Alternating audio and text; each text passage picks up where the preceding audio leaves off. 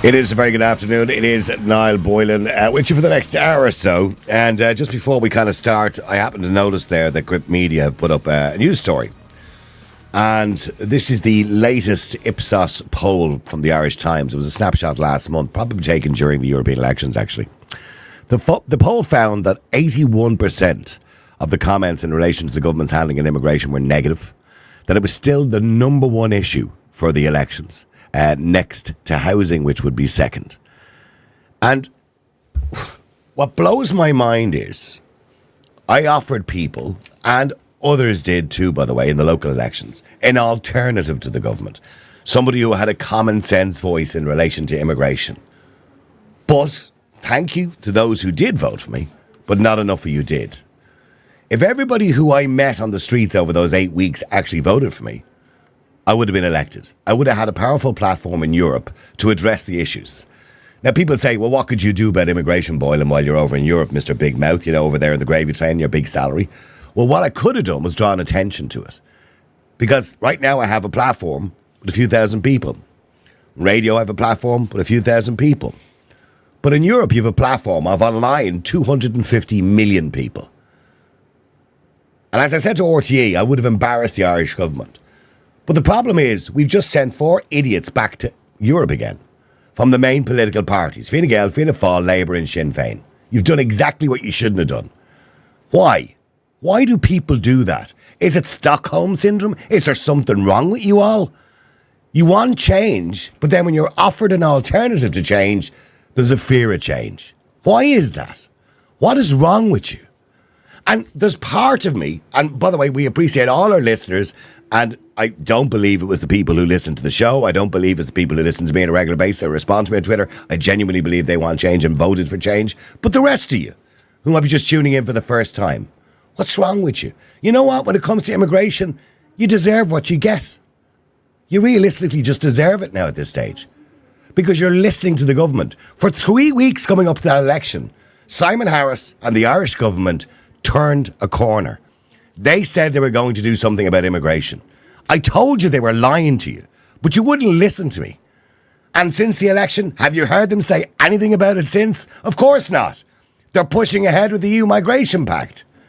They're doing all the things you don't want them to do because the election is over now. But watch what happens again now in autumn or the end of autumn when the next general election comes. They'll pretend once again they're on your side and you'll fall for it. Some of you will. At least 50,000 of you didn't and voted for me. And many others voted for other candidates around the country, local candidates around the country who are running. This is not about, being extreme right-wing or anything like that. I'm certainly not extreme right-wing. I consider myself right of centre. I consider myself logical and have a lot of common sense when it comes to immigration. And as for this idea that I'm some sort of anti-immigration candidate, I was never an anti-immigration candidate as referred to by RTE and many of the other media. That's not what I am. Because I'm not anti-immigration. I'm pro-immigration. I'm all for people coming to this country through legal channels and working in this country. I'm against illegal immigration. Controlled immigration, fair immigration is what Ireland needs. But you will never get that if you keep running off like good boys and girls to the polling station every single time and putting Fianna Fáil and Fine Gael and Sinn Féin and the other parties, the other lefties, if you keep putting them on your ballot sheet, nothing is going to change. In fact, it's going to get worse. It's going to get a lot worse. I mean, what are you thinking? Voting for the Social Democrats or People Before Profit? I mean, Labour, Aodhán Reardon made it quite clear in one of the debates that everybody is welcome, that immigration is not a problem. Breed Smith said immigration is not a problem. These people don't see Ireland the way you see it. So start to cop on, will you? Maybe not this time, didn't work out for me, but maybe the next time somebody else will run in the general election on the same issue. Think about giving them your vote if you want change. Now, on that note, by the way, we've issued a press statement today. We are currently talking to investors because during the campaign, I believe I was treated abysmally by the Irish media. Virgin Media didn't even invite me on, not once. But they did invite me on the day after I was defeated, and I told them to shove it where the sun didn't shine. RTE, on the couple of debates I got on radio, as you know, I wasn't allowed on the primetime debate, even though I was polling higher than most. I was actually polling third, but they wouldn't let me on. because they only let the incumbent on. Those who've been on before, those who have seats in the Dáil, those who are already politicians. The new voices don't get a shout. But even when I was on the debate, I was shut down over and over again, both on News Talk and on RTE. You heard my very first interview on News Talk the day we launched. Kieran Cuddihy attacked me. Didn't do him any favours, mind you, online. But he attacked me because he wasn't happy with the immigration. Now, I have no problem with Kieran. He's just doing his job, I suppose. But it just goes to show you, the media follow a narrative. Talk media. I'm talking about RTE and News Talk, primarily in Virgin Media. Or TV3, as most people know it, because it was the worst rebranding in history. What a waste of money, Virgin. Anyway, it was the worst rebranding in history, and they, of course, didn't invite me on. But again, they follow the same narrative. Just watch The Tonight Show. It's just like a collection of lefties talking to each other. We need change. And I want to do that. And along with our small team, which is now getting bigger and going to get bigger, because we've been talking to investors, we want to not only have a podcast, but a network that will rival RTE, that will rival Virgin Media, and give you an alternative view. Maybe a right-leaning view, a conservative view, but an alternative view to the stuff that you're being fed at the moment. Now, we need your support to do that, by the way. We can get in all the investors in the world, but we need your financial support too. If you can, please go to niallboylan.com, and I promise you, I won't let you down. I didn't let you down during the election. I was one man against a political machine. Political machines, career politicians who've been in the business for years. And yet I managed to stay in there till the last count. And I kept the Greens out of Europe. That was success to me. Because all the way along, people were saying to me, oh, you're going to get a seat, or you're going to get a seat. I never thought I would. I always put it down to 50-50. If I did, I did. If I didn't, I didn't. But I did well. And we'll do well as well when it comes to opening a network. We're going to give you an opportunity to have an alternative network. Because people say to me all the time, I don't trust RTE, I don't trust the media. Well, now we're going to give you an alternative. So let's put you to the test and see, will you support us to do that, to give you an alternative. Remember, you can donate or you can subscribe on our website, niallboylan.com. We're hoping to do that over the course of the next few months. We have investors that we've spoken to already. It is going to get much bigger and a much bigger platform. And I promise you, they'll be sorry they ever mentioned my name. All right. Now, but first, today's topic, it's a social issue, by the way, because, of course, we cover news stories like yesterday, the Aer Lingus strike. We also cover social issues, too, and this is a kind of interesting one. And it comes from an email that I got from somebody. It says, hi, Niall, can you please discuss something for me on your show? Yes, I went to pick up my 9-year-old from school, as he had a hospital appointment. As myself and my husband pulled up in the car at the school, my son was waiting outside with another young lad. We both got out of the car as we spotted a good friend coming down the road. As we were talking to our friend, I overheard the boy at the school calling my son names, saying, oh, Mommy and Daddy is coming to collect you. And as I turned, he was laughing at my son. I ran over, and I could see my son was visibly upset. I asked my son, was he okay? And he said he didn't know him, but I wasn't happy. I went over to the boy and I said, who do you think you're talking to? What do you think you're playing at? Upsetting my son, calling him names.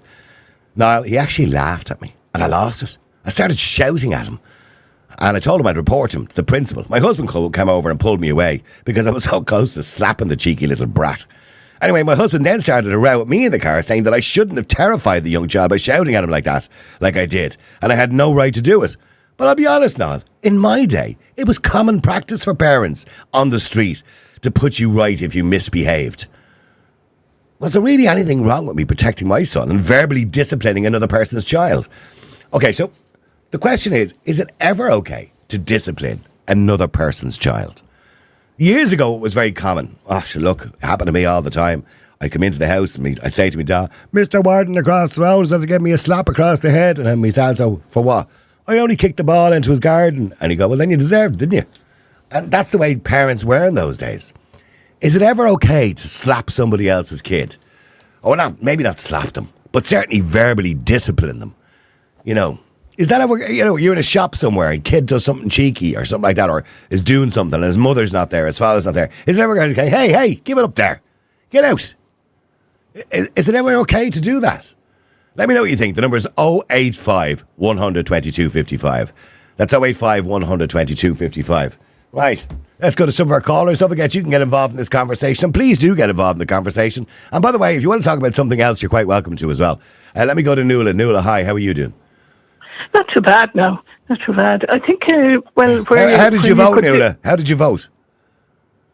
Well, nothing. In the European elections. Well. When I went to vote For the MEPs, I did independent all the way. And, okay. Who did you get? Can I ask you who you gave your first preference to? Malooly. Oh, okay. All right. Fair enough. So I was kind of happy with that. Yeah, no, I wouldn't argue with that. Okay. Now, when I went to vote locally, there was one particular, the usual ones, but he was very good and always answered emails and met up with us and all that. And so I kind of was. Yeah, well, no, that's what the locals are all about. It's about the people who do something for you. Yeah. I always say to people, it doesn't really matter, as long as you don't give too many in your vote, if it's Fine Gael, Fianna Fáil, Sinn Féin, whatever.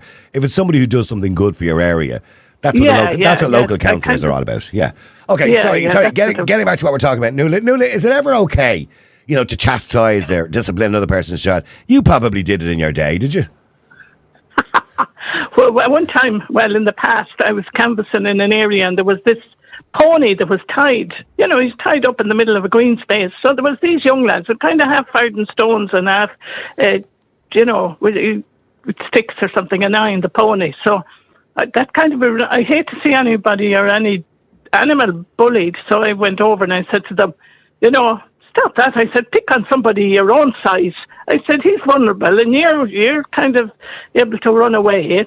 I felt I had to say something. I would say something. Now, I wouldn't go and hit somebody else's child because that would be very dangerous nowadays. Yeah. But about 3 weeks ago, about 7 o'clock in the evening, I was, waiting for a bus and there was 2 other people at the bus stop and there was 2 young lads came along. Now, they looked fairly clean and like as if they were just out of the barber shop. One of them was 7 and the other one was 11. And they started begging off the 2 foreigners that were near me. Now, there was a French lady because it's near a hotel and she gave them €2, but she had no more change. So the other younger fella said, went over and he wanted something as well. And they were very pushy and cheeky. And so after a while I said, they weren't, I'd be afraid of them if they were a bit older. Now, I said to them, your father would need to give you a clip in the ear. Right. And one of them said, that's child abuse. Jesus. Yeah. That's the problem, isn't it, nowadays? You can't even look at a child sideways anymore. But I mean, is it okay to, if the parents aren't around, of some 10-year-old and they're doing something wrong in a shop, acting the maggot, to go over and say, get the feck out, you clown, you get out?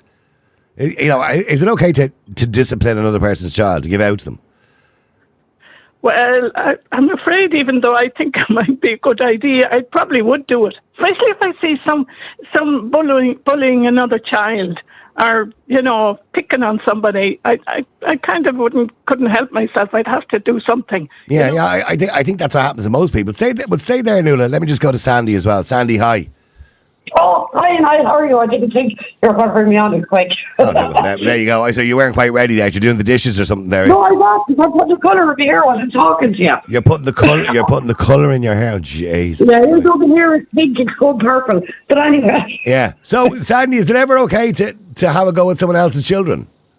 Verbally, yes, but in a moderate kind of manner. I was just telling your secretary there that I have an all-weather pitch outside my house. And the kids are out there and they're playing football. You don't mind that, don't get me wrong.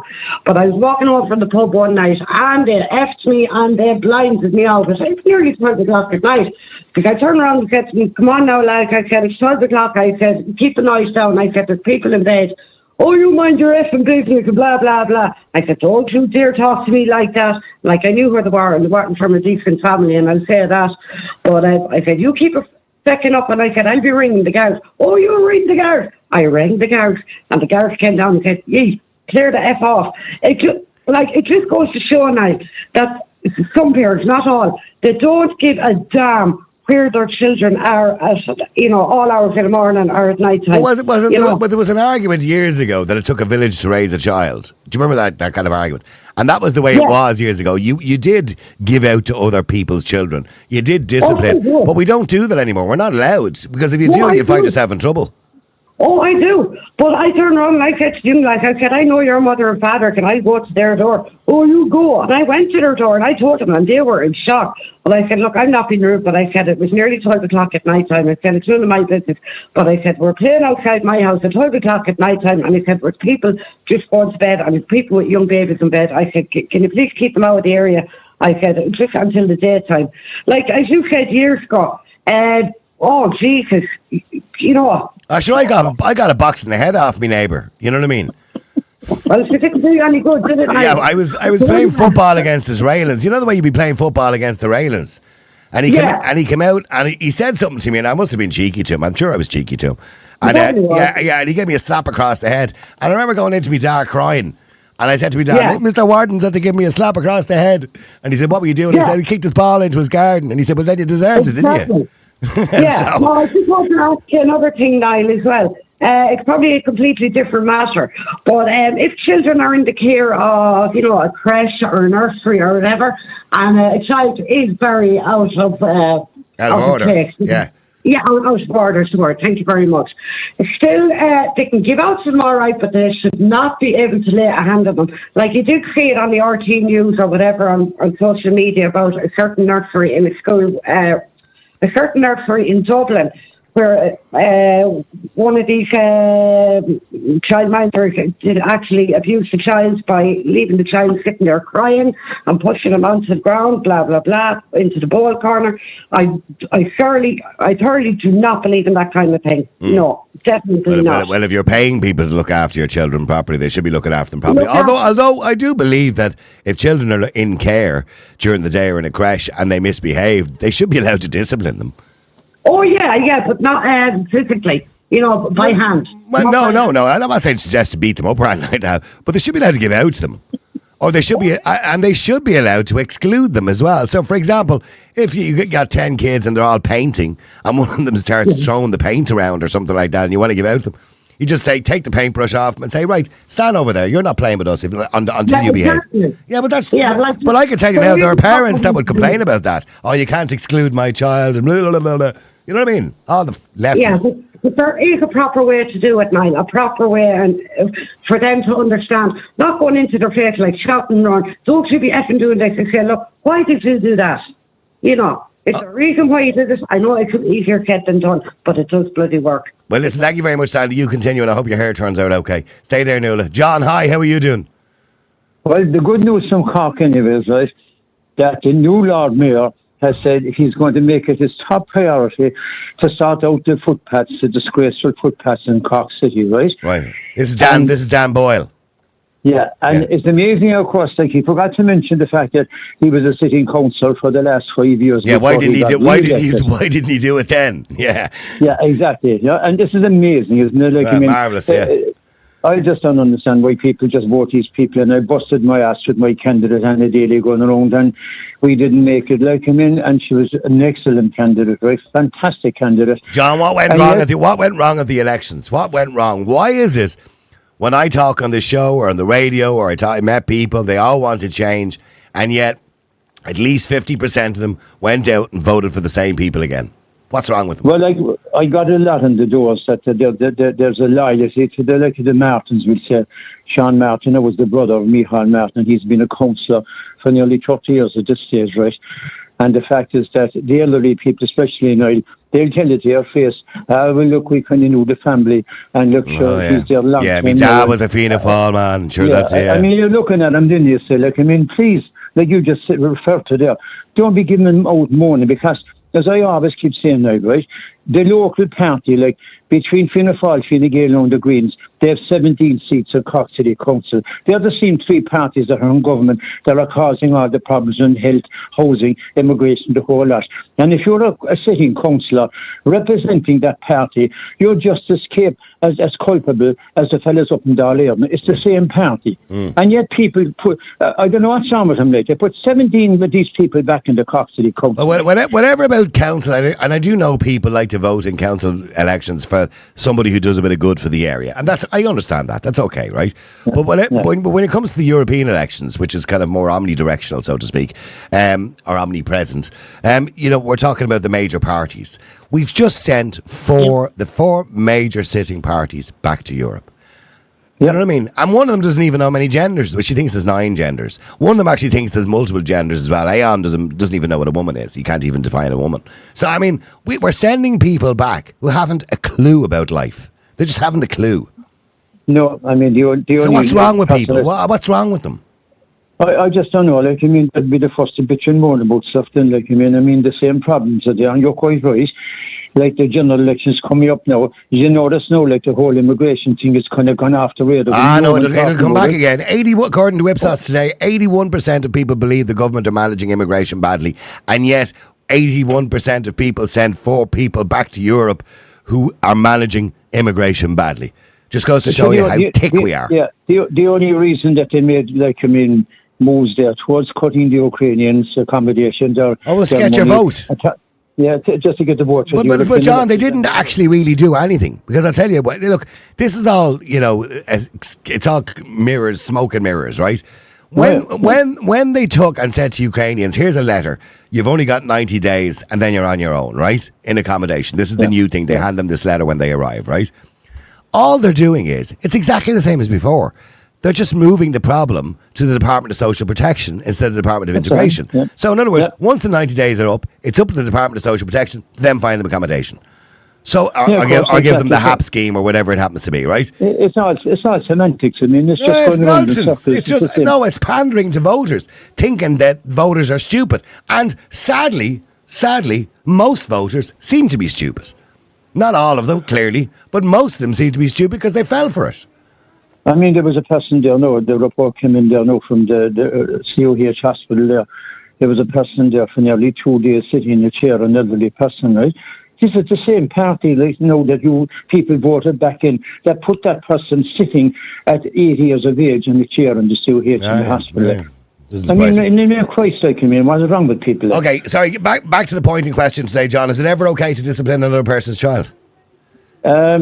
Well, physically not anyway, because if you did that, you'd be in right trouble.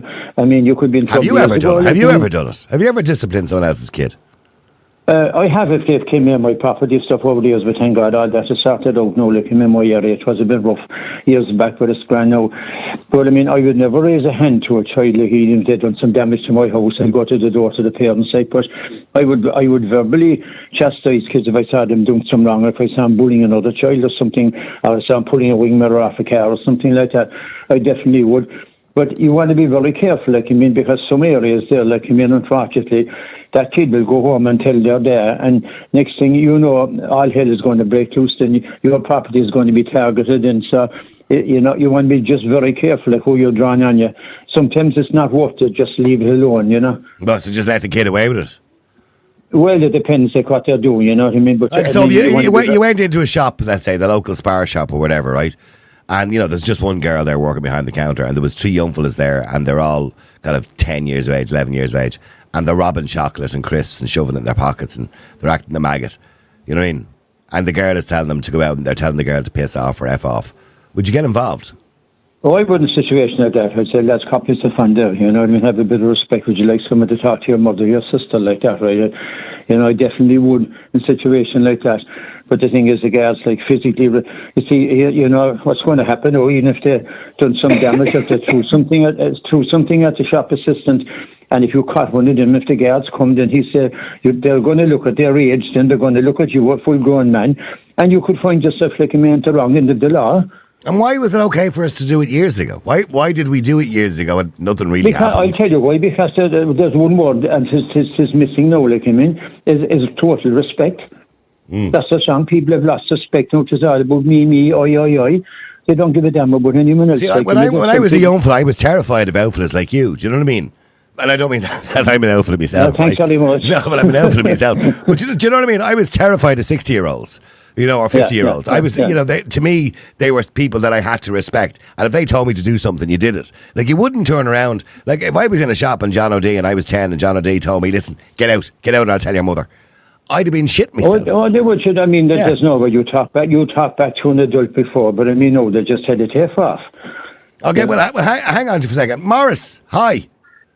Niall, good afternoon. How are you? Good. Morris, you're old school. Is it all right to go over to some young fella and tell him, come on, give it up now. I'll box the head off you, get out? Yeah, well, I grew up in the same generation as yourself, and the dads were very hands-on. Like, you know, if you stepped out of line, you got a smack across the back of the head or whatever. But I admire the mother for standing up for her son at school from the email, because that's what bullies do. They bully kids that are vulnerable, and he even had the balls to say it to the child in front of his mother and father. So John is right. There was no respect there whatsoever. He's just going to grow up to be a bully. And she was right to challenge him and stand up for her son, because it showed her son that our parents will be there for them at all stages. Today's day and age, I don't know. It's very dodgy. I had a situation, like you said there, about the three uncles robbing in the shop. And what I did was, I closed the door of the shop and I told the girl, ring the police. Well, they emptied their pockets and started crying like little bitches. Right? And I said, will we let them go? And she said, yeah, let them go. They're sorry. I said, right, don't ever come back to this shop again. And they ran out with their tail between their legs. You couldn't do that now, because if I closed the door on a kid now that was robbing, you held him against his will. Oh, yeah. False arrest or something, yeah. You'll be arrested. So, yeah. you know, I definitely believe that. Like, I did hear a comment once. We were at a local community thing, and you know the way you'd have all activities at different tables, and you throw a shilling onto a plate and you won a goldfish. Yeah, oh yeah, remember that, yeah. Yeah, remember that type of stuff. Yeah, I'm going back a while.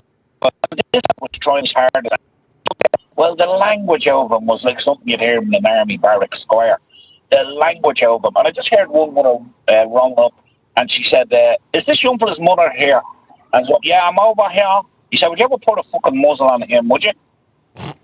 Because of the language of them. Yeah, but here's the thing. If we're all saying that we wouldn't do it, or you're not going to discipline somebody else's child because times have changed, it's only going to get worse. Look at children nowadays. They, as you rightly said, John, they've no respect for authority. They've no respect for the police. They've no respect for adults. They don't care anymore. And I bet you Morris will agree with this as well, because I think possibly he would be in the same category as myself, that before your father, like the meal of the house, if something went wrong and it was brought to the mother's attention that you actually the maggots around the room or the neighbourhood, whatever, and then you'd be told, wait till your father comes home, right? Like, there was discipline there, because if the father got to hear of it, then he wouldn't. The father was used as a kind of a weapon of mass destruction then by the mother.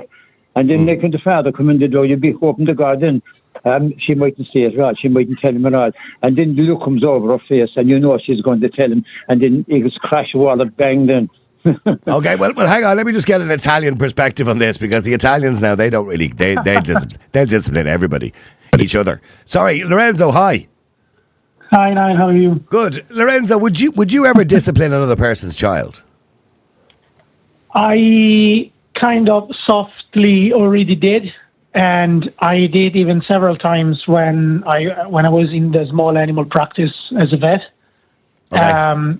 So, I mean, I think that the problem is at the moment, and is the same problem in Italy, is the fact that there is no, I know it's bad to say, but there is no fear of consequences in terms of, I think that at the moment, every parent, and I'm saying this with a 3-year-old, so I hope to do not become like this, but I think that the problem at the moment is that a lot of parents think that their kids, their children are perfect.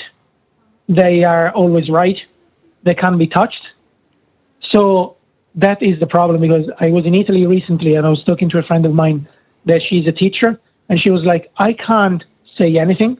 I can't do anything. I can't write them a note, because if I do that, I have the parents coming and, who you think you are? I'm the teacher. I mean, if I'm not entitled to discipline kids in a class, what's my job? I feel sorry for teachers nowadays. I don't know how they discipline children at all anymore. So you're not even allowed to exclude a child if they misbehave. You're not allowed to raise your voice to them. You're not. I mean, how are you supposed to discipline children? And children do need discipline when you're not allowed to do anything anymore.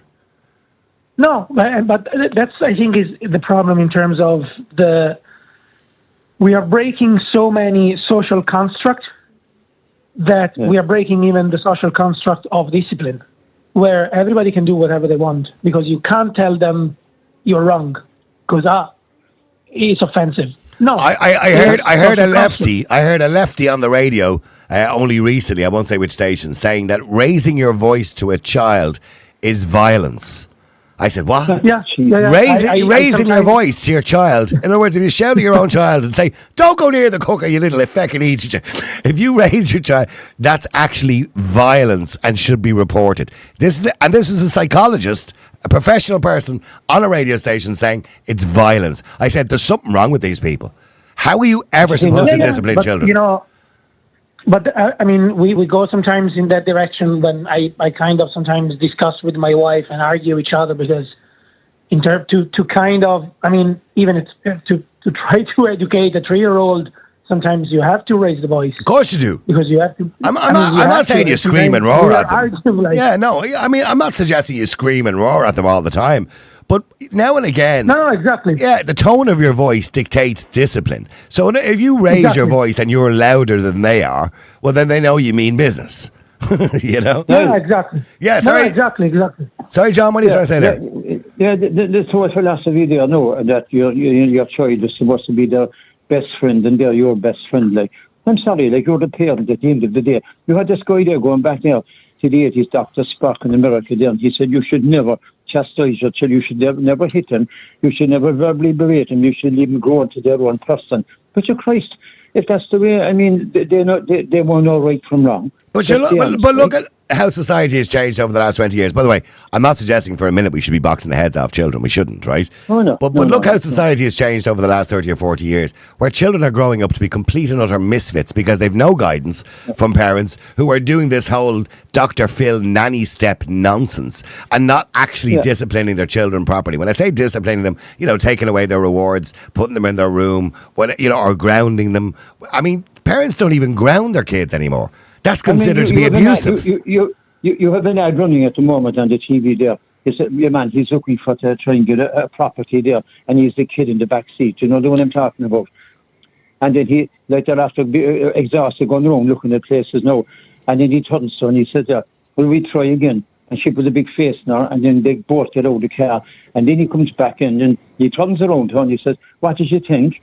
And she kind of smiles in as if to say she's kind of impressed him with this property. Like, this is a child, like, why is he asking the child? The child won't be paying the bloody mortgage. We do pander to children way too much. You know what I mean? It's because when I was a kid and my man and dad were going out and I was told, you know, get into the car, you're going whether you like it or not. Nowadays it's, would you like to go? It's this whole idea that we ask their permission before we bring them anywhere. What do you think, Pet? What do you think we should do? We should do. You're the bloody parent. What would you like? What would you like for dinner? Yeah, I mean... Oh, yeah, that's right, Jesus help us. I said that to my mother. The plate would be clung to my face. Those words were never uttered in our house when I was a child. What would you like for dinner? It was just, your dinner is ready. And when you went in, you looked at the plate and you went, shit, I hate that. So, that was just the way it was. And I'm pretty sure it was the same in every other household as well. We didn't get a menu. I think we're just pandering to children. Sorry, Lorenzo, go ahead. People didn't have a variety, you know. You see, they were damn glad to get food of any kind. Now, I know this is not the 1950s anymore. Stay there, Lorenzo. Let me go to Karen. No, hang on, both of you. Stay there, Lorenzo and John. Karen, hi. Karen. Hello. Hi, Karen. Sorry, there's a line there. How are you, Niall? I'm good. Karen, is it ever okay to discipline another person's child? No. Short answer, no. I don't think it is. Okay. Because I think it should be left to the parents ultimately. And I'm listening to discussions back and forth, and I agree with a lot of the points on both sides. Like yourself, you know, you said you got a box in the head of your child. Now, if someone did that to my child, I would go absolutely nuts. You'd be down to the police nowadays if that happens. But the problem is, you see, all it would have taken back in those days too was when, you know, Mary or Johnny, whatever it was, by Jesus, I'm going to go in and tell your mother or father. And that in itself is a deterrent because you were terrified of your parents. Yeah. But the problem today is that you can say that to children, back off with yourself, fuck off. Oh, you know, because the children know the parents are going to come out and defend them, and they shouldn't do that. Yeah. But you shouldn't discipline. Now, look, if I've got children, I've had children on for birthday parties, of course, if they're misbehaving or they're doing something that's going to cause danger, well, I will call them out on it, and I don't mind in those sort of circumstances. But to go out and actually take discipline against the child, no, take it to the parents. So if I see a scenario where the child is misbehaving or something serious is going on, I will address it with the parents and leave it to them. Okay, Now, so, having so said you that, won't go over there and was a scenario. you wouldn't go over and shout and I roar at wouldn't another be- child. No, I wouldn't. Now, and I listened to the lady with the email itself when they come in. Like, really and truly, go to the parent. Yeah, in but front of what happens if the child. parents are not there? They, they're in your house and the parents aren't there, or Well, they're if- out on the, well, they're if out on it's the in your streets. house- You don't know them. If it's in your house, then I think you have full discipline because you are responsible for them while they're there for a birthday party or, whatever, play date, whatever it is. That's fair enough. But to go out and actually outside, no, I wouldn't. I would go and tell the parents themselves if it was something serious. That's what I would do. I wouldn't discipline, and I don't believe it was the right thing, like the neighbour hitting you a box in the head. It's like someone did that to my child. I would go full Karen. I don't condone that behaviour. I'm just saying that's the way it was when I was a kid. I know, and it doesn't mean to say that it was right either. However, we are growing up in a society where we are raising snowflakes and we are raising children that are not being we've gone disciplined from and they one don't have extreme. guidance. I mean, you're right. That's what I always say. Yeah. I always say that to my own daughters as well. The problem with our country is it goes so far one way, then it goes so far the other. We had a system where we had teachers with the canes, and I've heard many elderly people tell me stories where they got bet with the canes, and teachers did it for sport sometimes, purely sometimes because they didn't like a child. And it wasn't necessarily that child was necessarily bad. Might have been a bit overactive at times, but there was no need to get the cane and whack the child. We've gone from that to now you can't even, as other contributors said there, the teacher, you can't even discipline a child now in a classroom anymore. No, you can't raise your voice. It goes from one extreme to the other. Yeah, it goes from one. And this idea of raising your voice is violence against the child. It's absolutely ridiculous. I, as a parent, raise my voice all the time with my own children. Yeah, well then you're violent. When they get out of the country. Sorry, Karen, you're violent. Well, sorry, absolutely not. We're doing our best to raise our children as best we can with values. The problem is, it is lacking in today's society. It's very, very apparent. I also grew up in a generation too where elderly people, I never addressed an elderly person by their first name when I was growing up. I know. It was always Neither did I. Mr. or Mrs. By the way, Mr. Boylan or Mrs. Boylan. I'm just curious. And I never did it. So I'm just curious, Lorenzo, was it the same in Italy? Do people refer to people by their second names? Like Nuala or Karen is completely 100% right. I never knew any of my neighbours' names. I knew their second names. So it was always Mrs. Ward, Mrs. Murphy, and my mother. I never knew her name. I didn't know her name was Lily till I was about 12 or 13 years of age. She was just Mammy. No, I mean, as far as I remember, even for me, we always went. I mean, if my mother was going to say, "Okay, go to Niall and ask for this," I was going to. I mean, she was going to tell me go to Niall, not to Mr. Boylan. But that's because in Italy we have two kind of ways to speak with people. So in a friendly way and in a formal way. So the idea would be like go to Niall and ask for a pen. Yeah. If I was coming to you, I was not coming and say hi Niall, how are you? I was going to refer to you in a formal way. So then I was going to use. There's nothing wrong with formality. See, here's the thing, right? What the lefties have done is they've destroyed formality, right? They've destroyed etiquette as well, because there was a time in school where you would refer to the teacher as Miss and Sir. If it was a male teacher, it was Sir. When it was a female teacher, it was Miss, right? That's gone now. They don't call them Sir anymore because seemingly the lefties think that's something, that we're looking up to people, and we shouldn't be looking up to people like that. We're not allowed to use those kind of words. And nowadays, even worse still, you're not allowed to use them because they're gender, because they say that Miss insinuates it's a woman. But of course it's a bloody woman. You know what I mean? Anyway, the point is you're not allowed to use these words anymore. So now kids call their teachers generally by their names, which I think is pathetic, right? I just think it takes away that whole, I suppose, dynamic of the teacher being the authority and the child being the pupil. And that's the way it should be, because the teacher should be the authority, the same way as the parents should be authority. Karen said she was terrified of her parents. Now, when she said she was terrified, the same as I was terrified of my dad, I still love my father, but I had a healthy fear of his discipline. In other words, I respected him. I respected his authority, that if I did something wrong, I was going to get a clatter. So I knew that. And that was a good thing. There was nothing wrong with that. Now, don't get me wrong. I don't agree with going back to clattering children.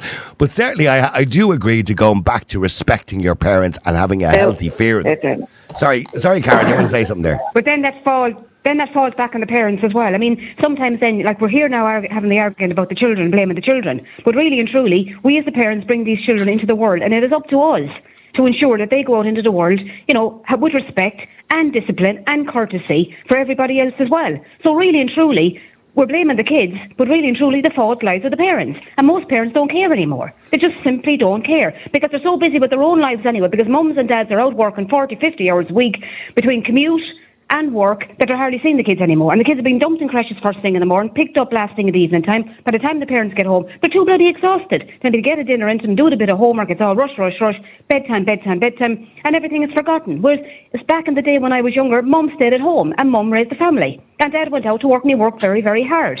And so it was a more family-orientated society when we were growing up. But today we don't have that anymore. And then, of course, we have all of these influences as well, telling kids that, oh, to hell with your parents, to hell with society. You know, feck the patriarchy, feck this and feck the other. Yeah, and all men are misogynist. All men are misogynists. Exactly, yeah. And if a father then can. And the problem, and a huge problem as well, and nobody wants to address this elephant in the room either, the welfare state has created a society where we have fatherless homes.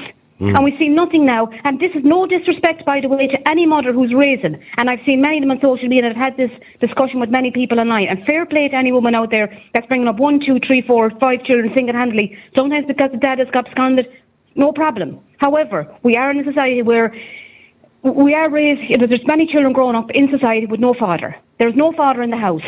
And I think when we've taken that out of the house, we now see the ramifications of it. We now see a society where kids go out and they can do whatever the hell they like, and there's no discipline anymore, and mum is probably exhausted anyway. And really and truly, every child needs a mother, and every child needs a father. And unfortunately, the mother can't give everything to the child. Yeah, ideally. But however, the mother cannot do it all, and the father is missing. It's lacking in society, that male discipline, that authority, that figure. Because when you were growing up, just to back up your argument, there's parts of Britain at the moment, they call them man deserts. And the reason they're called man deserts is because they're areas of high crime, high social problems, where it's primarily single-parent families, and there's no fathers. And also the school, if you look at primary schools now, there are no male teachers anymore. They're all female teachers. 97 or 98% are female teachers, right? So a lot of these kids don't actually have a man in their lives. Do you understand what I'm saying? Yeah. Or a male authority in their lives. I agree. And by the way, I completely agree. I believe the female and the male, influence on a child is really, really important. Be it even if it's an uncle or something like that, it's really important to have, both those kind of role models in a child's life. And if we look at statistics, and I can only use the United States because I've seen the statistics in the United States. And by the way, not all single parents, is by design. A lot of it is unfortunately just relationships that break down or divorce or death or whatever it happens to be. But when you look at the statistics for crime, sadly, the majority of young men who end up in jail, for example, in the United States, come from broken homes or single parent families.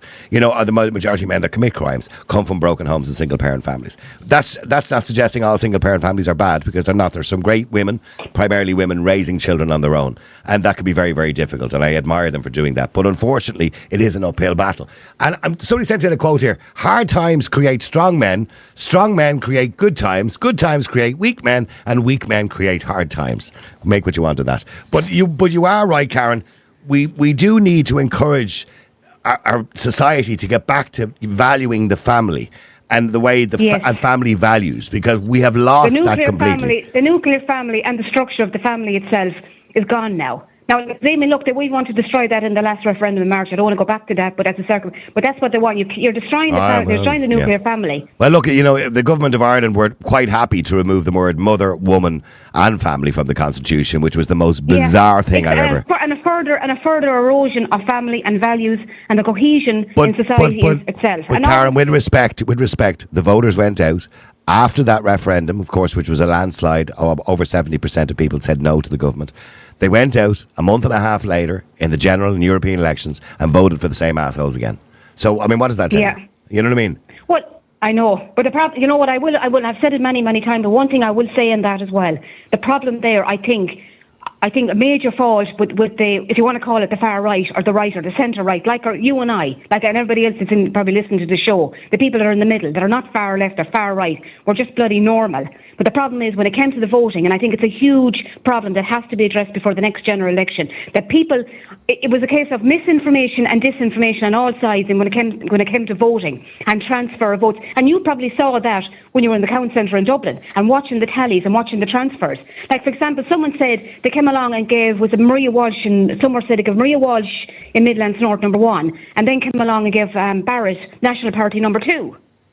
I seen that. By the way, I seen, for example, on some of my tally sheets, Niall Boylan number 1 and Aon O'Riordan number 2. And I'm going, how is that even possible? Well, how would somebody like me and like Aon O'Riordan when we're completely polar opposite? That doesn't even. And so people were not educated properly. And I watched it online several times. People say, and people that I would consider, like I would follow and they follow me, they said, no, I'm only going to go give number 1 and number 2 and number 3 and that's it. Do you think the transferable vote? Do you think the transferable vote system works? Because here was my problem with it. And I'm not crying Sarah. I'm not crying Sarah Grapes. John McGurk. Yeah. Someone said John McGurk and Grapes and said, well, if that's the case, then Niall Boylan, he wouldn't have got in, because he didn't even meet the number 1, 2, 3, or 4, whatever it was. So, but here's the thing. But here's the thing. I was talking to John about this. Actually, we were talking about the transferable votes, right?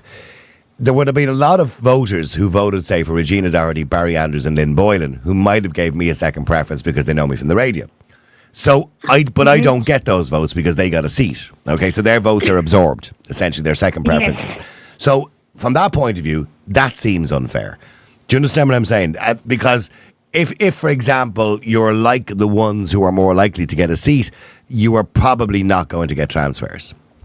So that's a problem. And then you're right. There was a huge amount of misinformation. There was, but not only that as well, because if you go back to the 2020, I always reference back to the 2020 election, the general election, the left, the so-called far left, they had vote left, transfer left. They were very mobilised, and what they did, they gave their first preferences to whoever it was, number 1, but they kept it left all the way down the ballot, number 1, number 2, and they kept every left-wing candidate in the race. And that's why they ended up getting multiple elected at the time. It was a very successful campaign that they ran, and it worked. Sinn Féin, the main opposition of the far left, if you want to call them, they won the popular vote. But the problem is, for the next general election, if people are genuinely serious about, creating a movement in this country, then the centre has to get savvy. Go out and vote for whoever number 1 is, and vote number 2. You have to vote for all of these centre or right-leaning candidates the whole way down the ballot. You have to. If you don't do that, and if you're going along, then as I do say, give you number 1 and Aidan O'Riordan number 2, that just makes absolutely no sense. I'm South, so what I did is I voted for Michael McNamara. I gave him number 1 and Eddie Punch number 2. Yeah. And I think a lot of people would have been like that as well. So and I went the whole way down the ballot as far as I could. And I think I stopped at Mick Wallace at number 11. Yeah. After that, I didn't give a single vote to a party, but I came down left, right, the whole way down, and that's what I did to maintain as long as my ballot then remained in the race. Yeah. In other words, your ballot remained on the right. 1. Yeah. Exactly. But then some people would give 1 and number 2. But my God, if you was given... But there was a lot of dirty tricks being played. Sorry, and I've never gone off the topic. There was a huge amount of dirty tricks being played. There was one particular individual who was a member of an NGO, and he was telling people, don't forget, and he had a good following, by the way, and he got a good reaction, people who want to vote for Niall Boylan, make sure you sign your ballot sheet. And there was a lot of that kind of stuff going on. Or people who want to vote for Niall Boylan, make sure you sign your name in the box. Getting people to purposely spoil their votes. And there was an awful lot of... But here, I reported that to the Electoral Commission, but they didn't care. Yeah. They said it didn't breach the rules. Anyway, sorry, we got off on a tangent. Let me go to Maureen. Maureen's been waiting ages. Hang on. Maureen, hi. Hi, Niall. How you doing? Sorry, went off on a tangent. Maureen, is it ever okay to chastise somebody else's kids? Karen kind of says, no, not anymore. You really can't do that. You just won't get away with it. Oh, yes. I believe it is. If they're being disrespectful little brats. Yeah. And again, this goes right back to that children's referendum. When Egypt with no children, decided to take it upon themselves to say, well, we're going to take the power from the parents and we're going to give it to the traitors in Munster House. And when we knew that all this was going to happen, and was like, well, the government want to take over your children, well, then, there you go. And what did they do, Niall? They went out and they voted for it. Yeah, they did. The same as they did in the last election. And they're going to do the same in the general election. Mark my words on that. And because why? People are afraid of change. Because they're afraid to step out of their comfort zone. Yeah. And what I saw going on in the last election was absolutely shocking. I mean, with the interpreters inside the ballot boxes and everything, I mean, that was off the scales. Like, that turned me completely off of voting, to be honest with you. Yeah, I'm kind of with you on that. By the way, can I just, for people who don't know, that's been around since 2004, or 2004, right? But it was more to the forefront now. They were bragging about it. Oh, but look, here's the problem. It wasn't a problem in 2004 because there wasn't that many people, right? So it wasn't an issue. But when you've got thousands of people coming into a country, over 120,000 in the last last 2 years, 130, 40,000. Now it becomes a problem where you've got somebody who comes into Ireland, literally here a wet day, has applied for asylum, and all of a sudden they're allowed to vote. That doesn't make any sense. No sense. No, it makes no sense whatsoever. And then you have political parties busing them to the council or to the polling stations. You know what I mean? Well, hence the term, Niall. The voting is rigged. It is rigged to go in the direction of that. No, hold on. There's nothing illegal about it. Hold on, to be fair. No, but it's not. But it's immoral. Rigging. It is, but it is. You can call it rigged because it is designed to go in one direction. It is designed to go to keep these scumbags in Leinster House who should be gone anyway. But that's neither here nor there now because, it's going to happen in the next general election as well. So, we're screwed anyway. Well, no, I don't think they can vote in a general election. They can vote in a local election. No, they can't. But the majority are going to go and start voting for the mainstream parties again. I mean, it's as you call it, it's Stockholm Syndrome. Oh, it is Stockholm Syndrome. What is wrong with people? Okay, getting back to Stockholm Syndrome. Getting back to kids, by the way. So if some kid is acting the fool in the local shop or whatever, a 10-year-old, or he's being cheeky to the shopkeeper or whatever, or rude to you or something, you'd have a go at him, would you? Oh, I would. I'd go up one side of him and down the other without any problem at all. Up one side of him and down the other? Yeah, up one side of him, down the other. Yes, they were being really, because I've heard them now, leaving this town here, some of them. Not all of them. Yeah. But some of them. Very disrespectful, and I'd have no problem. And especially, again, because I was brought up, like you and people my age, we were respectful to our elders. Yeah. And it seems my father drilled that into me. Now, my mother was worse than my father. I was his pet, you say. Well, I'm only a child anyway. But if he heard me being disrespectful, or I called a neighbour by her first name, or the man by his name, it was Mr. or Mrs. to you, he'd say to me. So I was brought up with all this, be having respect, but there is no respect today.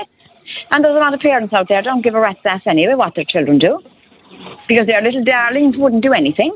So you wouldn't be shy about going over to that kid and pointing your finger in his face and saying, listen, you now, behave yourself or I'll give you a good kick up the arse for yourself. Not at all. And I heard you mention something else. Somebody mentioned something else as well about children being given choices.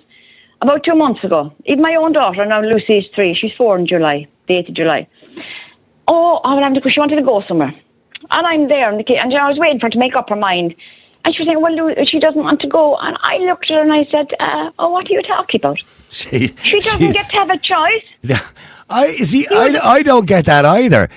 How old is she 4? And she was giving her a choice whether she wanted to go or not. Yes. Yes. And I looked at her, I went up, I started on her then too. I said, what are you talking about? You're actually asking the child, do they want to go? Yes. Huh? Yeah. This is the problem. Yeah, Karen wouldn't be doing that to her kids. No. No, I said you're not. But no, Karen, the point that Maureen is making is nowadays, young parents particularly, right, younger parents, this idea that you would say to a 4 or a 5-year, or indeed any child in your presence, I need to go to the shop, and you can't obviously leave them in the house on their own, right, into the car. That's what our parents would have just said, get into the car. Nowadays, it's like, would you like to go? And they go, no, I don't want to go. And it makes it all awkward for everybody. This idea that you would ask a child. You don't ask them. I know. They haven't said that then. Does that lie with the parent? Does that lie with the child? Or does that lie with the fault lie with the child or the parent? The fault, again, I'll go back to my original argument, it lies with the parents.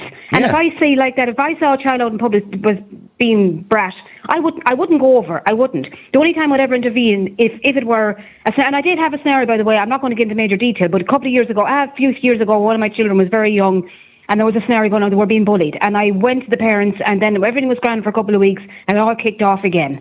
And then I went back to the parents again, and then the mother asked me to discipline the child, and I sat down. I had a chat with her, and I warned her. I said the next time, I won't be so nice. And anyway, a couple of months passed, and then she kicked my child in school. And when my child came home, I went full Karen. I went down the road because I'd said it so many times to the mother, and I felt I was getting nowhere. And I went down, I knocked on the door, and I stormed into the house, and I went full on Karen. You walked into the stranger's house? Yeah, and I walked into that same house. I walked in because I had now, Niall, bearing in mind, I think 1, 2, 3, 4 times, I'd say, I had already said it to the mother. Oh, I have a picture in my mind. I have an image of my mind of you storming in like a good big Karen. I swear to Almighty God, I went through. But full Karen. My hair was down the top of my head. I went on full Karen, and I went in and I screamed and I roared and I went full Karen because I'd lost it at that point. I'd really and truly lost it. And I swear to God, I walked out of that house that day. I came home. And I swear, I was when I came out of the house, I was shaking. But I'm surprised your woman didn't attack you for walking into her house. She didn't. No, she didn't. Funny enough, she didn't. And when I come home, I said it to my husband. I said, you know something? Like, if anybody came to discipline my child at the door, do you think they could pass the door? They might get in the front door, but do you think they would get any further? Absolutely not. Okay, do me a favour. Just stay there for a second, Maureen and Karen. Let me just go to Sarah Jane. Hang on. Sarah Jane, hi. How's it going, Niall? How are you? Good. I'm all right. Yeah. Always could be better.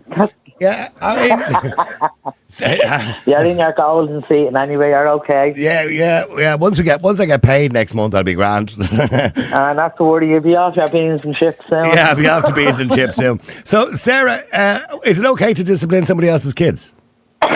No, I totally disagree with that.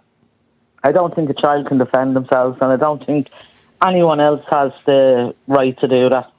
So what, Maureen's wrong that she shouldn't be ribbing another child, or Karen when she went into someone's house? Well, Karen is very lucky because if she tried to come through my door, she'd end up through the front gate. Yeah, and I agree with you. I agree. Yeah, I agree with you. I do understand where she's coming from, so frustrated, but my empathy lies with the child. You never know what's going on in the child's head, and I don't think I'd overstep the boundaries there. You know, I'd be more so looking at the parents if the child is keeping up this behaviour, what is going on. Like, how many times have you to say it to a child? You've not to be doing this, you've not to be doing that. And they may understand it, but they're not hearing it. And it does come to a point where you feel you have to do something. I mean, Sarah, if you're in a shop, for example, and, you know, kids are acting the maggot or upsetting the shopkeeper, and they're 9 or 10 years of age, and they're being cheeky, would you not feel it necessary to say something to them? No, I wouldn't, and I don't feel either. I've often been in a shop, and I've often heard shopkeepers being so rude to children. Oh, well, no, I've heard that too. And I do look at them, and I'd turn around and say to them, "You'd ought to know better, they're children." But it's okay for but it's okay for children. It's okay for children to misbehave. You'd let them away with it. But I think there's a way to present yourself in the most behavioural way that you can, without directing your anger at a child. But when you especially in the shop setting. But then who's ever going to direct their anger at a child, or who's ever going to discipline a child? The way it is, if you see a bunch of children coming in after school, coming in on their break, and they have this behaviour, just don't allow them in the shop again. No, because when they're on their own, they're not acting like that. But if they're, you know, Niall, if they're, yeah, but you hang know on. what I think? Yeah, go ahead, Maureen. You know, I know the problem is today. The biggest problem is there is no consequence to any action that a child does. Well, certainly not where Sarah's so how concerned. are they going to know right from wrong? You know? Yes, Sarah. Every action you make and take is as a consequence to it. Maureen, I do believe that there is a right and a wrong.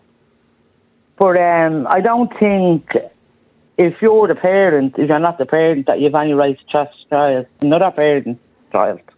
Well, somebody must do it, Sarah Jane. The parents are... Yeah, but somebody has done it. My children, well, they have done it. When I was rearing my children, like I've done it. But at the same time, if I hear a child, I don't care what age the child is, being a disrespectful, what I call little brat, who their child is going to know that somebody out there is not taking their crap. Because all children say that's all it is. It's crap. To being a role model, you're inflicting then your hatred on that child. God only knows I'm not inflicting hatred on any child, Sarah Jane. I'm trying to let the child know. Like that, Maureen. No. It depends on how you're speaking. It depends on how you're speaking. We cannot let children dictate to adults, and that's what's happening today. Children are dictating in the home. I have grandchildren. Children are dictating to their parents. One of the ladies said it there before. So what are you trying to do? You're trying to say Sarah Jane's too soft? Yes. Yeah. I'm soft. And this is what the problem is today. People are soft. Yeah. I mean, Sarah Jane, is there anything wrong with Maureen raising her voice? Is there anything wrong with Maureen raising her voice to another person's child? Well, I think raising our voice may put the fear of God into the child, but not for a better outcome. What sort of outcome? The outcome you'd be looking for is discipline. That's what Maureen's looking for. No, well... If nobody's going to discipline children, they're just going to run amok. At a child. But they're just going to run amok then. Nobody... Feral children. Right. No, feral children. There you go. She said feral. Feral. Yeah. Yes, some of them are feral. I refer to them as feral because so I've seen them, young children to even 10 and 11. They're running amok. They're ruling the roost. By God, they wouldn't rule it with me, I can tell you that much. They never did. My grandchildren will never rule the roost with me either. What would you do, Sarah, if it was one of your children or nieces or whatever it was, and Maureen gave out to them in a shop, 9 or 10 years of age? What would you react to that? Would you go down to Maureen and box the head off her? I'd go over and speak to her and I'd ask her what was the situation. And then I'd say it to the children. And would you not say to her, fair play to you, you're right to put them in their place? Or would you say you've no business putting them in their place? No, I'd get the children to apologise. I'd get me stepdaughter to apologise if they were in the wrong. Well, then Maureen is right then, isn't she?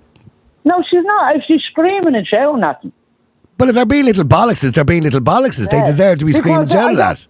Listen, Niall, you were lucky you got the head clapped off you back in the day. That's what it was like back in the day. But years ago, we haven't got that in society. No, I'm not suggesting Maureen would clap the head off them. I'm not saying that. But she'd shout. No, I know that. And this business of shouting, you see, a raised voice is not example, shouting like a fishwife. There is a certain tone in a voice that children listen to. Maybe 1 out of 4 that you're at the shouting at. There's probably 1 out of 4 you shouted at. That would probably, I'm not going to say trauma. Trauma. Would you give it up, Sarah? I'll shout. No, but you know what I mean. At anybody I want to shout at if they are doing wrong. No, Maureen, she's saying that if you shout at them, they could be traumatised. No, I don't mean traumatised. I mean, they look at you, right? And the majority of children do look at adults as role models. But they also look at them as authority figures as well, and they should. Yeah, but they're not getting role models. That's the whole problem. Therein lies the problem. There are no role models. It starts in the home and the social media. It's not like years ago. That's the way I'm putting it. That's the bottom line. That's the problem, isn't it? It's not like years ago. It definitely isn't. Generation has changed. Behaviours has changed. And family life. And sadly, not all kids, but a lot of kids have no fear of authority and they just run amok.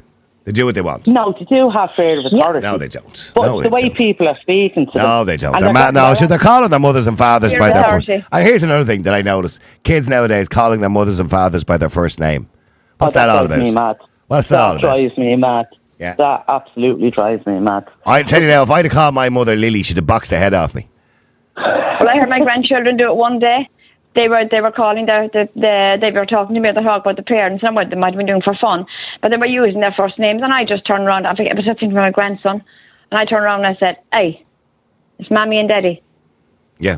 And even my neighbours today, I call them by their surname. I'd never call them by their first name. Yeah, I went back during the election campaign. I went to where I was born in Edenmore, and a lot of the elderly women that would have been the women on the road at the time were still alive. I met 2 of them.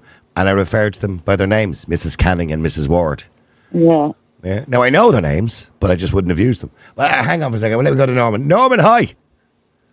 Hello, Niall. How are you? Yeah, there you go. Maureen and Sarah, different viewpoint. Maureen would rib them. She doesn't care. She'll tell them what she thinks of them if they're misbehaving. Whereas Sarah says you don't have a right to do that to somebody else's child, really.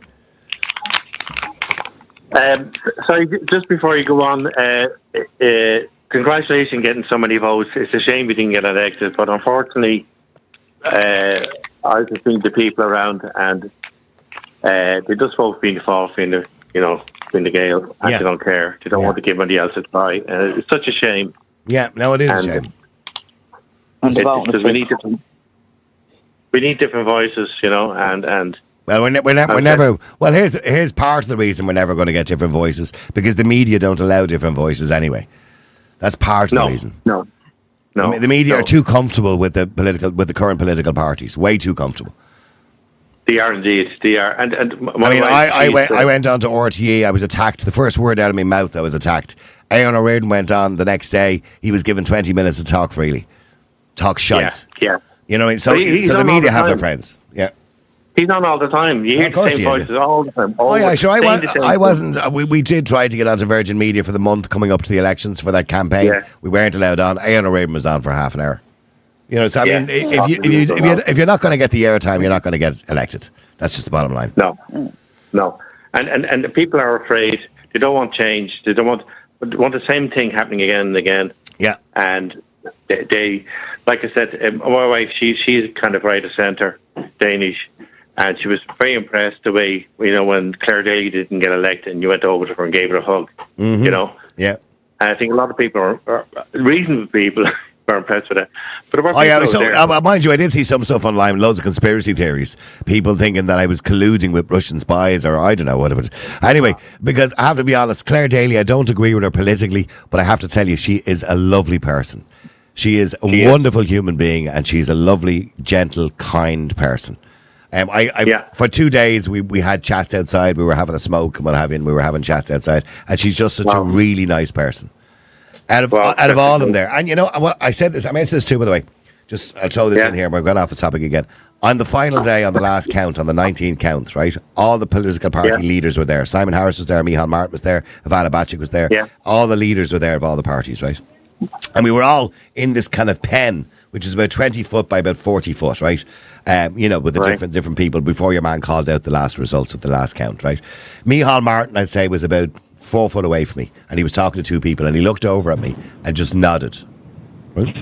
Simon Harris was about 6 foot away. He looked over and just kind of acknowledged my existence, right? Neither one of them, even though I had been right up to the end in the final 4, neither one could come over and just even shake my hand and say, listen, well done, hard luck, whatever. You know what I mean? Neither one of them. Yeah. The only person that went out of his way, and I'm going to be honest about this, and I know people don't particularly like him, Roderick Gorman went out of his way to shake my hand. And also, Simon Coveney went out of his way to talk to me for about 10 minutes and did say to me that it was a fabulous campaign, well done, you did really well, and all this kind of thing. He was really nice to me, very pleasant.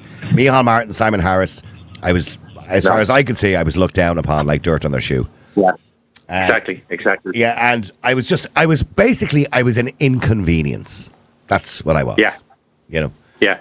And they tried to smear you as well. Like they tried to smear. Of course Davey. they did. Yeah. But I have some friends went over to them. They live in Downcarney, or not Downcarney, Dean's Grange, Fox Rock. But I always said, that DJ, that radio DJ. I said, did you ever listen to what he said or what he's trying to do? Listen to. They were so snobbish that what's the money from the radio? What are they doing in the podcast? Yeah. That's the attitude. And the person, a neighbour who I thought was very good, invited me to a barbecue next week, which unfortunately I don't think I'll be going to. When I said I was sorry that Claire Daly didn't win, got all upset and then slammed the door in my face. Well, good. Well, I was hoping, by the way, that Breed Smith would give Claire Daly enough votes to go ahead of Aon O'Reilly and Kieran Cuff, because then I would have got a seat. But it didn't happen like that. Anyway, sorry, Norman. Yes, getting back to disciplining other people's children. Yeah. Is it okay? I don't know. I'd run a mile. I wouldn't. Are you crazy? Why? With the Irish mother, they'd kill you. They'd cut your head off or something. So would you never give out to somebody else's child? In a shop, or if they were outside and they were misbehaving, or... Yeah. I mean, but what, a certain age? Or well, try that with the young teenagers. Well, I'm talking about, say, a 10-year-old, let's say. Even the 10-year-olds are mousy. There was my wife was going down to actually shopping centre down to Duns, and there was this Asian or Indian guy or something, and there was this group of 4 or 5, 12 to 13-year-olds around them, giving them abuse. And eventually the guards came and did nothing. So, I don't know. How do you fix that one? Well, I mean, if I was there, if I saw somebody, racially abusing a family on the road, a group of kids, I'd go over to the kids and say, give it up. Who do you think? Get out of here, you little bollockses. You know what I mean? Yeah. But we've lost the ability to do that. See, you're even telling me Maureen will do it, but we've lost the ability to do that. Yeah. We should be doing that. It takes a village to raise a child. I'm not saying box the heads off them. But no, of course not. Yeah, but give them a bit of your mind, a bit of discipline. There's nothing wrong with that. I blame the parents. The parents don't bring them up. I remember there. But it's not just parents that raise a child. You know what I mean? It's everybody raises a child. Yeah, society raises a child. Society. Yeah. Yeah, but we don't care about society in Ireland. Doesn't do those things. I went over. There was 4 kids where they had these cans, and they threw them on the ground, and they were about 5 yards or 6 yards away from a bin, or what do you call it, a bin. Yeah. So I did go over to them. I said, "Do you mind picking it up and putting it in the bin?" Why did you say, "Would you mind picking it up"? I would have just been over and say, "Picked it up, you bleeding idiot," and put it in the bin. Well, they were 16-year-olds, so I was a bit apprehensive before 16-year-olds. Okay, sorry, I thought these were 10-year-olds. Maybe I'd be slightly different if they're 16 or 17-year-olds. Well, hang on, let me just go to Dave as well. Dave, hi. Sorry, Dave, hang on, stall there for a second. Bernie was there first. Ladies before gents, I do apologise. Bernie, hi, how are you? I'm grand. I would, I have no compunction not if somebody's doing something wrong, adult or child, I will say my piece. And if it's affected, so I had two 3-year-olds here the other day, and they went out the front back and they turned over one of my potted plants and they were biting the shite out of the plant. So I went out and I said, "Who did that?" And my one ran off, of course, and because he obviously was the guilty party, and the other lad sat and he said, "Oh, we Bernie." And then I said, "That's fine, but they're plants, you don't do them like that." And the mother came along and I told her, I said, "Look, I had to say something because I said I couldn't just give out to one." And she said, "No, that's grand. He knows he's not allowed to do that."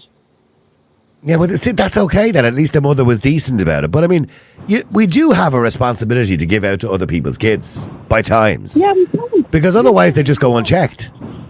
So I have 10-year-old, 14-year-old, 17-year-old grandchildren. And if I'm with them and if they're here at my house or I'm down at their house visiting and they're all kicking off or not cleaning up the house, I'd say, "Lads, come on, you can't do this."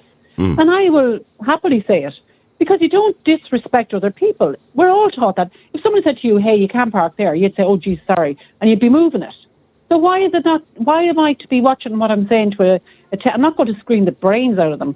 I'm just going to say, that's not Would you raise your voice to another 10-year-old, to somebody else's child? Well, if they're in my care and I'm looking at, so they run out on the road, I go, "Hey, come back here. You can't do that. You'll get knocked down." Is that wrong? No, but let's say that you were in the shop. They're not in your care, right? But you're in a shop. And the example I gave earlier on to kind of Maureen and Sarah Jane, and they're misbehaving or they're giving the guff to the person behind the poor girl behind the counter, or they're robbing chocolates or something like that, and they're 10 years of age. Would you get involved? I just say that's wrong, and that's keep walking. And I'd say it to the shop, they're doing something not right down there. So you wouldn't get involved as such? I'd say something to them passing. I'm not going to grab them by the scruff of the neck and drag them out. No, you're not going to grab them. I wouldn't touch it. No, I recommend you would never touch somebody else's child. No, I would never do that. But you wouldn't raise your voice at them and say, "Listen, lads, put the chocolate back on the shelf and get the F out. Just get outside." I'd say that's right. I'd just say, "Look, that's wrong. You shouldn't be doing that." And I'd keep walking. Because, unfortunately today, we don't know who we're actually dealing with, like as in kids. We don't know if they're carrying anything. We don't know anymore.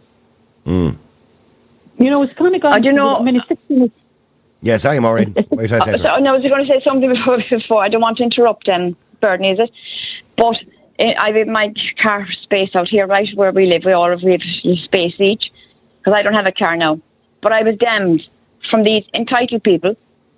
They drive in and park in your space and take off and go downtown, because it was nice and quiet up here. It was parking. So there was this one day, and I was so fed up, I waited, and I saw her coming back. So I watched her. So I was just by the door, but I was watching. So she went and opened the door, and then she went to close it, and I went to her, "Excuse me, where do you think you're going?" "Oh, I'm just popping over here for a second." I said, "Now, lady, you get your ass in your car," I said. "You back it out, and if you don't, I'll back it out for you." Simple as that, Niall, because this was a sense of entitlement, and I was getting fed up of it. So I blocked it off with my flower pots, and it's only people coming to visit me now. So I mean, it is your space. You're quite entitled to do that. Yes, and but you see, children are watching adults doing this. Children are watching adults behaving the very same way as they are. Yeah, monkey see, monkey do. No consequences for actions. Exactly. Okay, hang on. Let me bring Dave in. Sorry, I do apologise, Dave. Sorry, folks. Let me guess, Dave. You wouldn't be behind the door about disciplining somebody else's child, would you? I can guess. No, I wouldn't. I know if their parent was there, I'd probably mind my own business because I don't want to be undermining the parents' authority. Well, you could say to the parent, listen, what's the story here? You sort that out there, will you? Yeah. Well, yeah, you could do that too. But to be fair, if the kid's acting the maggot and the parent is there, the parent probably isn't going to do anything anyway. You know what I mean? Like, especially like if I was out, my kids are acting the bollocks, I would be mortified, and I'd be giving them that look. You know the one that says, "Wait till we are alone. You're going to suffer." You know that kind of look. Yeah. Yeah, you know, but no, like if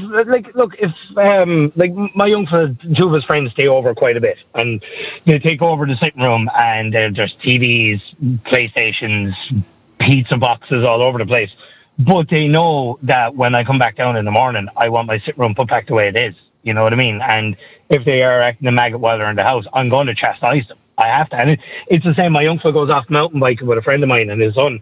And I've said it to my friend because they're on, some dodgy enough trails. If he acts the bollocks, crucify him. Yeah. I was like, you have my full permission to stretch him. I don't think I know anybody who really has an issue with that. To be fair, do you know? Yeah, but if you say your kid came home and said, I was in the spar shop there, Mr. Walsh down the road, is at the shouting and roaring at us, and you say, well, what was he shouting for? We were just messing. Yeah, well, I'd say next time have a bit of respect, but I'd also try to find out that was he actually acting the maggot or was Mr. Walsh being a bollocks? Because I see a lot of elderly people where I live, they will come out and scream and roar at children for playing football. Don't be having a go, Bernie. It's not her fault. No.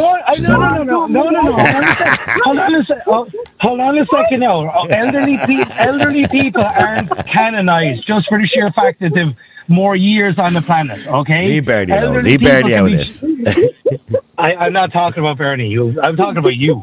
So elderly people can be just as shitty and entitled as younger people can. Yeah. I don't necessarily, like, if I'm being honest, I'm surprised nobody's trying to make this a class issue and being like, well, it's kids from certain areas, because the most disrespectful child I've ever seen with my own two eyes out was actually from a very well-to-do family. So I agree with you. A lot of the kids, from particularly say in Dublin, from the D4 areas, they're little bollockses, absolutely. You know what I mean? Oh, yeah. We went to the Wildlights in Dublin Zoo years ago, and there was this kid, and his little sister was in a stroller, and to look at them, and the way they talk, they were well-to-do. And this little shite bag was using his sister's stroller to run into people's ankles, and the mother and father were just like, Samuel, stop it. Samuel. Wait till glory. We're like Samuel. Tristan, stop it. But they were there. They were like, wait till Gloria hears about this. So I'm assuming Gloria is like the babysitter or whatever. Oh, and he was a little bastard. And I remember I leaned down to my own young fella and goes, you see that young fella over there? And he was like, yeah. I goes, if you ever behave like that, I'll fucking kill you. And he's like, what? I goes, no, but you're okay, you're fine. But just know, if you ever behave like that in public, your life won't be worth it. So. What is it about posh kids having names Samuel? And I'm sorry, but the girls are always called like Dimfna or Sinead or or device like Fiacra, Fanon. Saoirse. Yeah, of course, Saoirse. Blonde is a good one. Yeah, that's a good one as well. Yeah, and lads are always Harry, Tristan, Samuel. Yeah, that's a good one. You don't get Johns living in D4. You know what I mean? Mind you, does anyone call their child John anymore? I mean, are babies born with an? Because I'm looking, in my head here at a baby, right? You just can't imagine them with the name John on them anymore. She can't. Oh no, I know a couple of Johns. What? You know John. Oh, sorry. One at a time. Sorry, what did you say, Bernie? Johnny. You don't hear Johnny anymore out in the playground. No, or Paddy. Like, you don't see babies called Patrick anymore. Well, or Peter. Or Thomas. Or Mary. You don't hear Mary anymore. They're all gone. Yeah, Paul or Niall. I mean, who names a baby Niall? I've just been told in my ear, third most popular name in 2024 was James. Oh, there you go. Surprise me. Yeah. I'm going to guess what the number one is, and he's going to tell me in a second, and it's going to blow your minds with it. Jack and Noah. Oh, Jack. Oh, yeah. No, Hold on, he's telling me the top 10 here. Hold on. Fionn. And what was Oisin, Tig, and Killian. Oh, Jesus. Anyway, sorry, Albert, hi. Niall. No baby Alberts anymore either. You don't hear baby Alberts anymore. Oh, it's just Albert the Great, that's all. yeah. So, Albert, is it ever okay to chastise another person's child? I'd love to say yes, but no, it's not. And simply because it's become so litigious now that if you hit a kid, before you know it, you'll have a solicitor's letter, you'll have an appearance in court, and you'll be paying compensation. Yeah, well, okay, so don't hit. No, we all agree, you don't hit them. But is it ever okay to go over and, rib them, give them, raise your voice at them, point the finger and say, I'm going to break your neck, get out of here, you little bollocks. Is it ever okay to discipline them? No, because even threatening them, you'll still come up with the same problem, threatening them. And the problem is, they will go into the mother and father, they'll say, that man up there, they won't say he abused me or he shouted at me. They'll say, and he hit me and he put his hand on me, and before you know it, you're in a worse situation. So, I have to be honest, you just need to stay away from kids, because kids now are so wide awake to what they can do and how they can manipulate things, and you just got to stay away from them. You really need to just mind your own business. But isn't that a sad world? Because we did live in a world where we all raised each other, communities raised each other, right? And now we've got a situation where children seem quite fearless of authority. And, don't get me wrong, most kids are good kids, but a lot of them now, they're little tearaways, they're feral, as Maureen said earlier on. Because there's no authority. I mean, look, you and I would be a reasonably similar age. I mean, I remember when I was at school, 48 kids in my class, some of them had ADHD. Now, if you look at it, every second kid out there on the road has ADHD, and that seems to be the excuse for, let them do what they want. Almost. Yeah, they have a problem. No, ADHD. I mean, I said there's kids who have a problem with ADHD, but it seems almost like a badge now that they wear. Yeah, in our day, we didn't diagnose children. I mean, there's a whole thing to people saying that more people nowadays have ADHD. No, they don't. It's just that we're diagnosing it in people. We didn't diagnose it. There was kids in our class. It. That's no, it is. It's the most overdiagnosed label. Absolutely, without a shadow. I mean, I was reading an article the other day from a woman who was in her kind of 40s or 50s. I've been diagnosed with ADHD, and it answers so many questions in my life. And I'm going, what?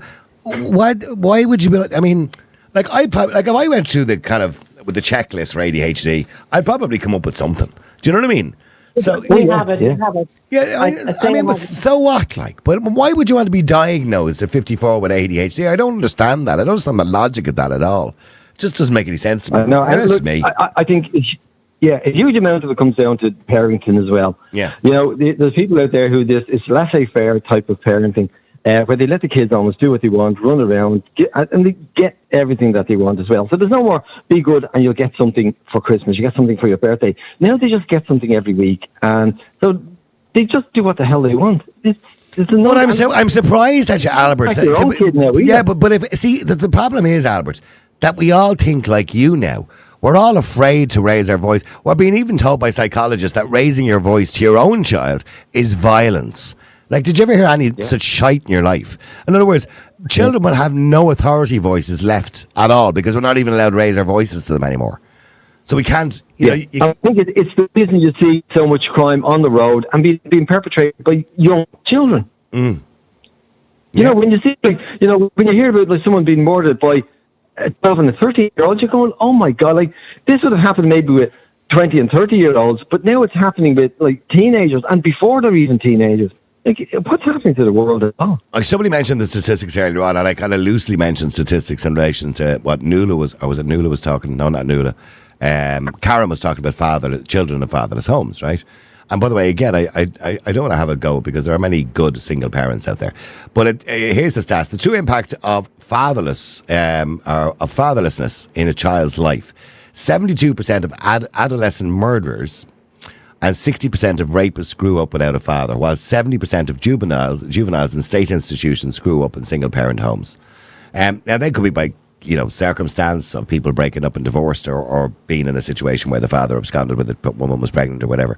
But the point is, it's really important that we should strive to encourage the family because it's a big problem, huge problem. Yeah, but no, look, you see, this is the thing about nowadays and years ago. My dad died when he was very young. I was 9 years old. My brother was only 6 months old. There was 4 of us in the family. Every one of us turned out good. Every one of us went out to work. Every one of us did everything. None of us were ever in trouble with the police. Never brought the police to the door. Never in court over anything.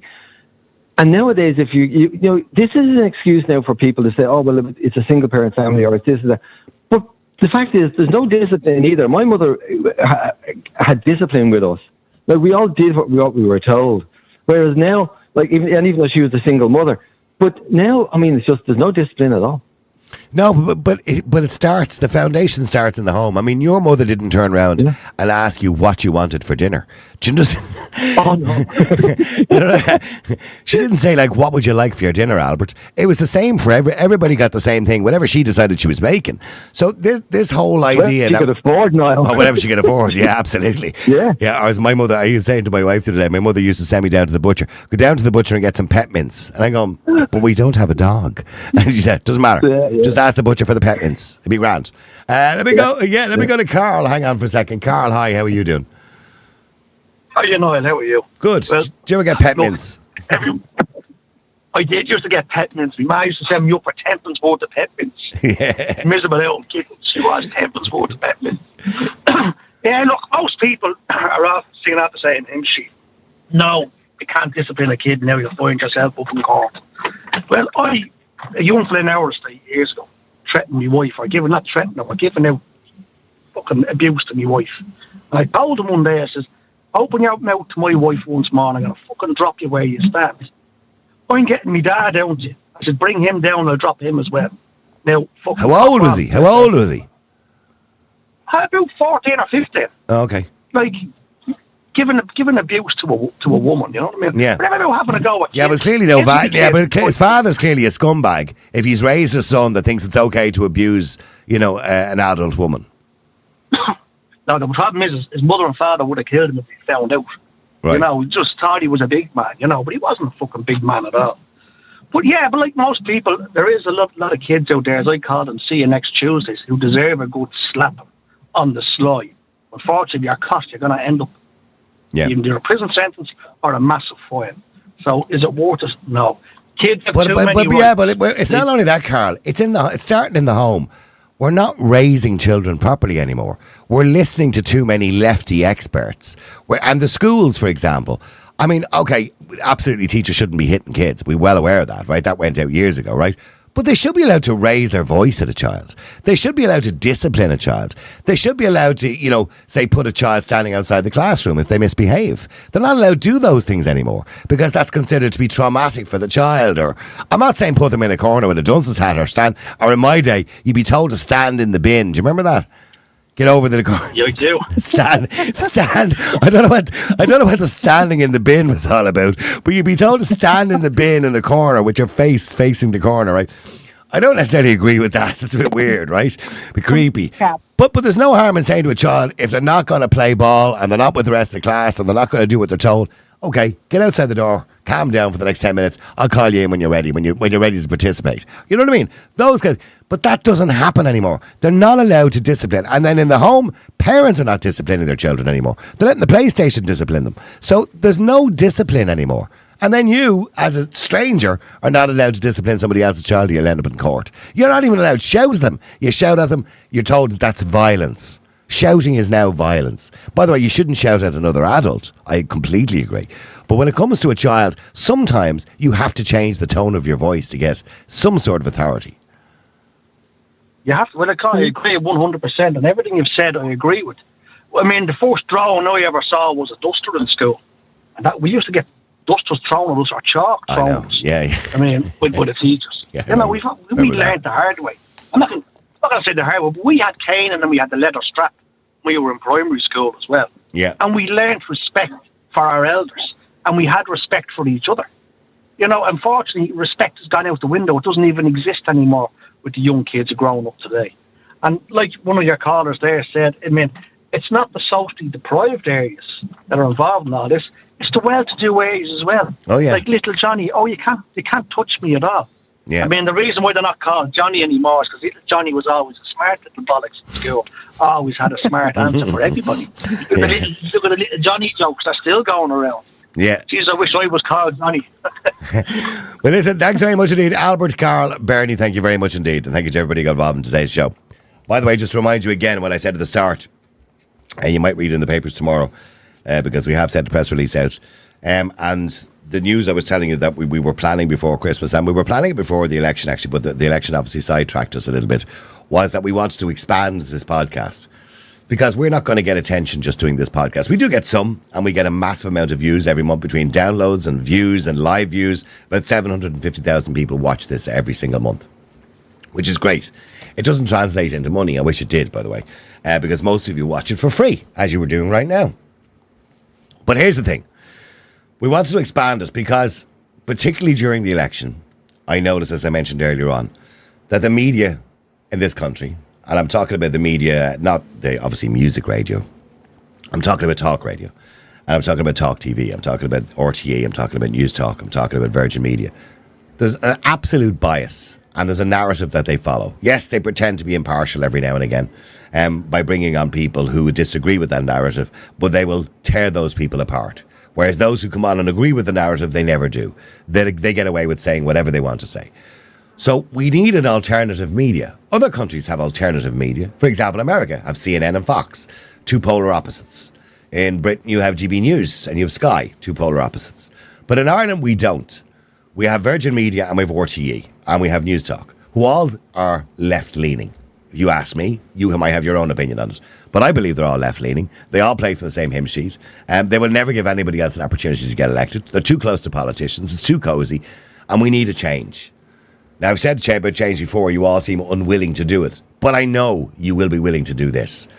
Because I believe that we need to get our media sources elsewhere. We've, of course, got Grip Media, who do a wonderful job. You've got the Journal.ie, who are complete and utter lefties. We're all well aware of that. And then you got Grip Media, who would be, I suppose, right of centre. And they don't deny that fact. They would be right of centre, but they give you an alternate view of a news story, which is good. And that's what we need. We need more things like Grip Media. But we need more radio. We need more television. But the thing about it is, television stations and radio stations, our days are numbered. In a sense that nowadays, when you look at the statistics, online streaming, online websites, online or say Spotify, podcasts are all just as popular. The days of applying to the Broadcasting Authority to look for a license to broadcast are gone. And they're not going to change. And hopefully Commissioner Mom won't try and take over that. Well, I won't allow that to happen. I'll stand against that if that happens.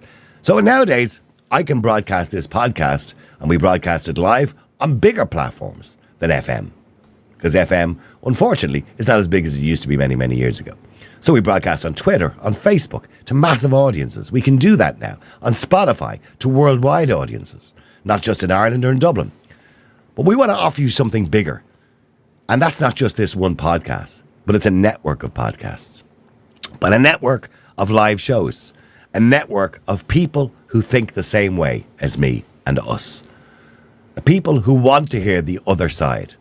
People who are not afraid to talk about immigration. People who are not afraid to challenge the narrative on climate policy. People who are not afraid to talk about other things and to give solutions, different solutions to our housing problem. And people who are not afraid to speak out about gender ideology. People who are not afraid to speak out about things without a fear of being cancelled. And that's what I want to offer people. Now, we've been speaking to investors who are willing to come on board, but we need more than that. We need your support too, both financially and otherwise. We need your support. So please, if you can help us in any way, we would really appreciate it. I promise you, when this is all done, when we manage to get it all together, I will tell you exactly what we spent on it. We'll be fully transparent. But we need your help and we need your support. So if you can go, if you can donate, or you can subscribe to this podcast, everything helps. It helps us to get to the next level. The next level, hopefully, will be coming in the next few months. And I promise you, we won't let you down. Go to niallboylan.com and support us in any way you can. If you think you can donate a huge amount of money, let us know, by the way. We would be quite happy to take it off your hands. And it will be put to really good use. So it's at niallboylan.com. You can donate a small amount, a £5 if you want to, or a larger amount. Or you can subscribe to our podcast at $5.99 a month, which is the price of a cup of coffee for the three of us here. So we can continue doing this and continue to expand and go to the next level, where it'll be a full network. And we have some great ideas. And I promise you, the government will be very worried, just like they were in the elections. I made it difficult for them. We also have a presenter on board who I can't name, and because he doesn't want to be named.